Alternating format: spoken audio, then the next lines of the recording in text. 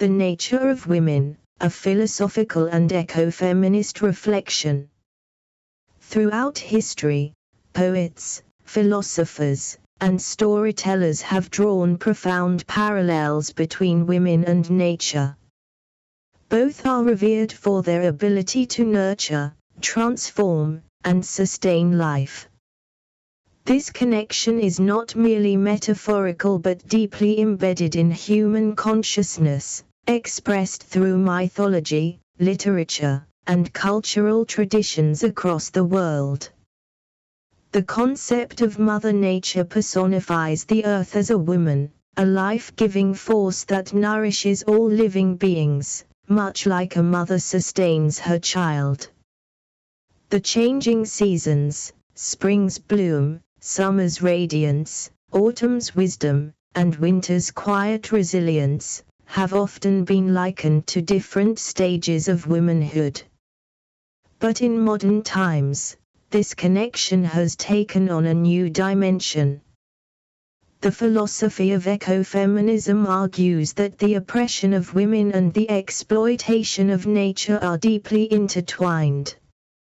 Just as nature has been dominated, controlled, and exploited by industrialization and greed, women have historically been marginalized under patriarchal systems. Both suffer under the same forces of conquest, yet both hold the power to regenerate and restore balance. As ecofeminist philosopher Vandana Shiva states, women and nature are associated not in passivity but in creativity and in the maintenance of life. This perspective shifts the poetic link between women and nature from one of mere symbolism to one of shared struggle and resilience.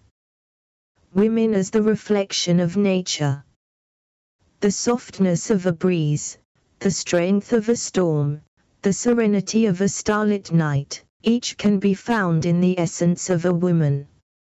Romantic poets often celebrated this connection, seeing in women both the beauty and the untamed wildness of nature. William Wordsworth, in his poem She Was a Phantom of Delight, describes a woman as both earthly and divine. A perfect woman, nobly planned. To warn, to comfort, and command. And yet a spirit still, and bright. With something of angelic light. Similarly, Lord Byron, in She Walks in Beauty, compares a woman's grace to the harmony of night and day. She walks in beauty, like the night. Of cloudless climes and starry skies. And all that's best of dark and bright. Meet in her aspect and her eyes. In Shakespeare's Sonnet 18, a woman's beauty is likened to a summer's day, yet deemed even more constant and enduring. But thy eternal summer shall not fade, nor lose possession of that fair thou owest. But modern interpretations challenge these romanticized depictions, arguing that women are not just symbols of beauty but also of power, endurance, and resistance, just like nature itself. Ecofeminist poets and thinkers emphasize this shift. They argue that just as nature is not merely soft and nurturing, neither are women. Nature is fierce, relentless, and a force of renewal, so too are women. The complexity of nature and women. Just as nature is not merely gentle but also wild, erupting in storms, reshaping landscapes with its power, so too are women complex beings, capable of strength, resilience, and transformation. Emily Dickinson, who often wove nature into her works, captured this duality. Hope is the thing with feathers that perches in the soul, and sings the tune without the words, and never stops at all.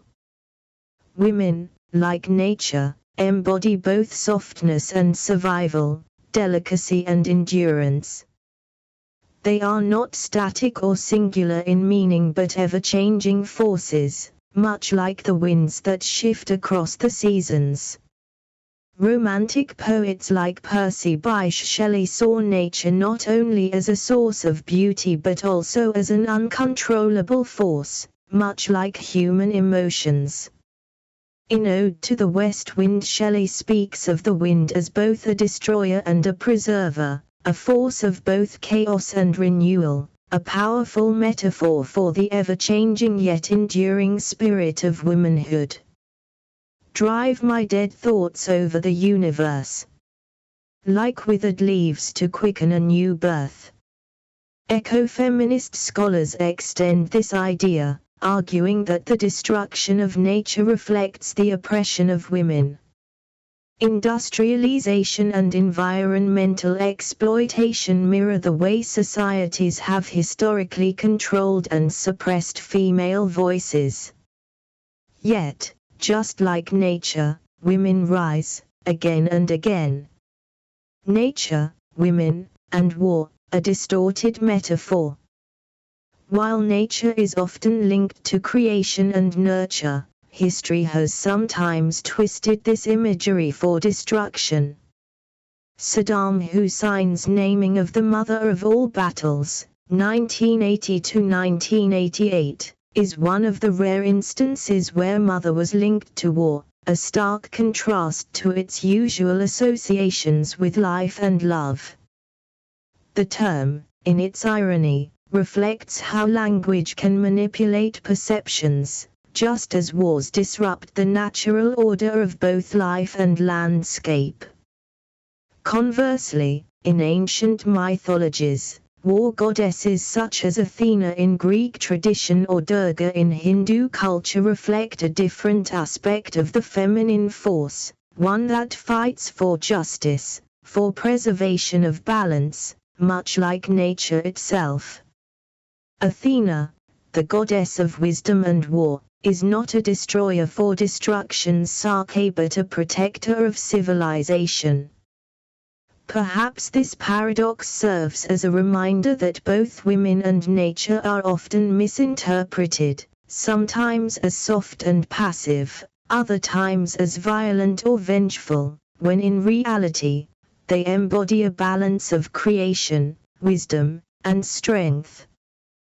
The healing power of nature and presence. Beyond metaphor, both nature and women offer something deeply healing: presence. The sound of birdsong, like the voice of a loved one, carries a rhythm that soothes the restless heart. In Percy Bysshe Shelley's To a Skylark, nature's music becomes an embodiment of pure, untamed joy. Teach me half the gladness that thy brain must know. Such harmonious madness from my lips would flow. Similarly, the mere presence of a woman who inspires love, comfort, and understanding can provide the same restorative effect as the rustling leaves or the lapping of ocean waves. Their voices, whether in the whisper of leaves or in spoken words, carry the power to heal and uplift. The Japanese haiku tradition, deeply connected to nature, also echoes this sense of peace. The temple bell stops, but the sound keeps coming. Out of the flowers. Matsuo Basho. This image mirrors how the influence of nature, like the presence of a woman, lingers long after the moment has passed. Conclusion: the eternal link between women and nature. Women and nature are bound by a shared essence, the ability to give, transform, endure, and inspire. Whether seen in poetry, mythology, or the modern ecofeminist movement, this connection reflects a fundamental truth about existence.